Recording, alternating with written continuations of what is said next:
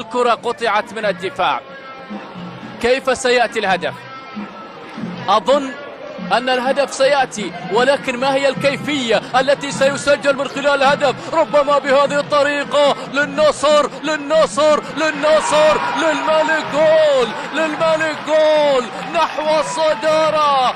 الملهم يأتي بالمساندة، السنيدي يساند الهجوم، السنيدي بهذه الطريقة يحتفل، والملك يعبر شباك الزعيم، الملك يتقدم نحو الصدارة، الملك يسجل أول أهداف من بعيد. يأتي الملهم لكي يوجه كل الإلهام إلى مدرجات السعادة، لكي يصوب كرة زاحفة تزحف في الشباك بهذه الطريقة وبهذه الروعة. الله الله الله، خذ الوقت المناسب وخذ مع الفكرة المناسبة والقرار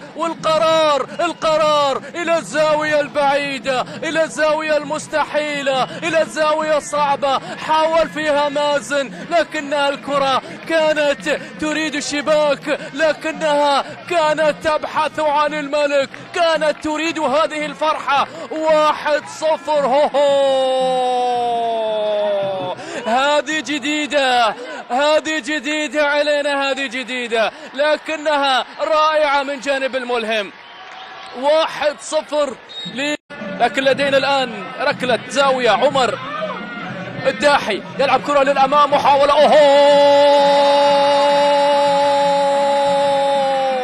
عادوا لأن للزعيم كبرياء، عادوا لأن لظفار القدرة، عادوا لأن الديربي مختلف، سجلوا لأنهم يواجهون النصر، لا يريدون الانكسار، لا يريدون التراجع، لا يريدون نتائج سلبية متتالية.